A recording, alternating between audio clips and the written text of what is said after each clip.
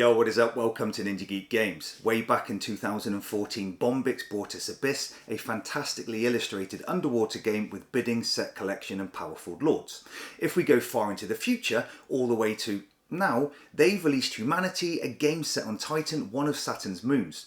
This is a 2 to 4 player tile laying and worker placement game with resource management. Here you control a corporation where you set your astronauts to work to expand your base by building modules and carry out experiments to further research and scientific developments. I first noticed Humanity at Essen whilst I was searching for the games on my hot list, and I was immediately drawn in by the box art, table presence and the fact that I'm a big fan of Abyss. But does Humanity live up to being an unknown and therefore highly underrated game, much like Abyss was, or should we seal it in a pod and eject it into orbit? Well, probably neither of these. Now, whilst this game doesn't sit at the level I initially anticipated, I think this is largely my fault because I had such high expectations for it. But although the game has some flaws, as we'll see, there are some aspects and mechanics that I did enjoy. And for that reason, I think it will appeal to some. So in this video, we're going to look at the components, because they are nice, how it plays and discuss how the game could be improved, but also where it shines. Let's take a look.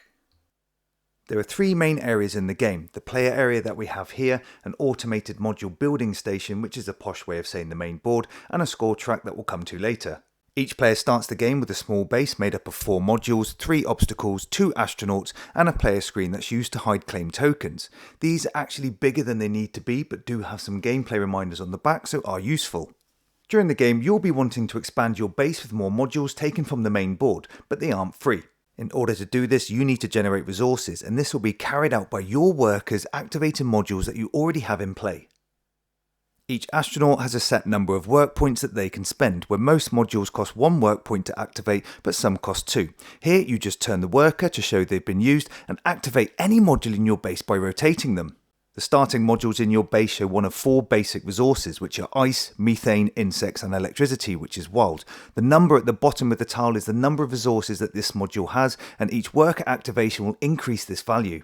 For a space-themed games, these resources are a little odd. I can think of others that would have been more thematic, like hydrogen, but these will make do.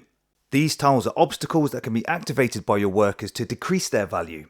When activated enough times, they're removed from the base, provide research points on the tracking board, and free up space for adding more modules later.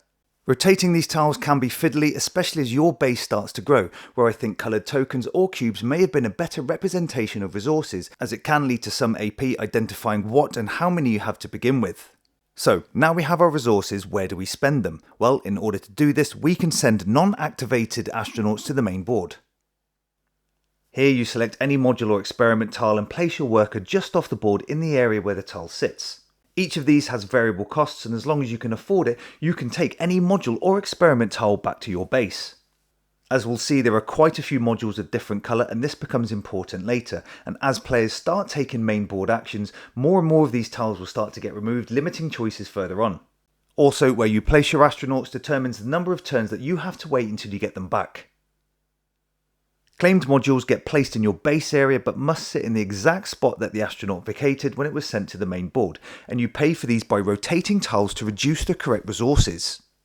As your base starts to develop, you'll have a load of tiles that all do different things where only some can be activated.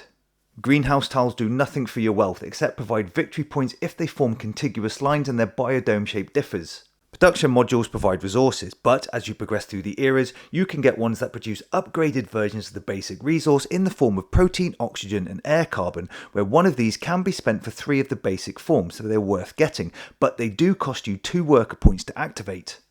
Purple modules increase your position on the research track when placed adjacent to other tiles of specific colour, and communication modules show one of 2 colours where you select the one you want from a separate set of tiles, so this gives some extra options for VPs.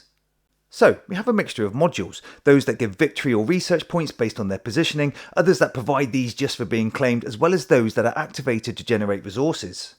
Now, anytime you create a group of 4 modules, you earn a victory point. But if that group of tiles is made up of just 1 or 2 colours, you can upgrade an astronaut's work points, making them more effective in your base. I quite like this mechanic because you'll quickly start to wish you had more actions with the astronauts to activate the tiles in your base. Experiments just sit off to one side of your base and increase your position on the research track, as well as provide victory points as you start to connect them in groups of 3. They might also have 1 or 2 special abilities that are activated once claimed. Here you can reactivate workers in your base or plan to get them back a bit earlier from the main board. Once all players have taken actions with their astronauts, the round is over and any modules from the first 2 positions on the main board are removed. All the modules are shuffled down with the arm then moves until blocked. If the arm moves past any astronauts, they're taken back to your base for use in the next round, where the others have to wait, and the empty spaces are then filled with new modules. At the start of the game, each player has a third astronaut waiting patiently to be returned back to the base. Initially, I quite like this mechanic as you need to consider which tile to take over when you'll likely get your worker back. But after a while, you'll just start fighting for the first few positions unless you really need a particular tile, which is not often. Over the course of the game, these basic tiles will be replaced with those from Era 2 and 3, providing more powerful versions of those we see here, and the game ends when you can't place any more tiles from Era 3. Also, you have to consider where to return workers to, as any future modules claimed can only be placed in the spot where the activated worker came from. This board tracks any victory points claimed during the game and research points. But at the end of each era, all players earn research tokens based on the value which their marker passed and how many players sit behind them on the track. These are kept hidden and provide endgame victory points and are reset after each era. These moon buggies are game objectives or missions, and after each player takes an action, you need to assess whether they've met any of the mission requirements. These are things like building a certain number of coloured tiles or having a row of a particular type. If you've met these conditions, you take the tile, earn victory points and claim the research token. But what I find strange is that if someone else later exceeds what you did to earn that tile, they steal it and you forfeit your victory points. This can lead to toing and throwing of the tiles at regular intervals, and it becomes a bit of a pain. What I do is give the research token to the first player to meet the objective and leave the buggy here and just score them at the end of the game. After 3 eras, you tally victory points by adding any research tokens to the victory track, and the player with the most points wins.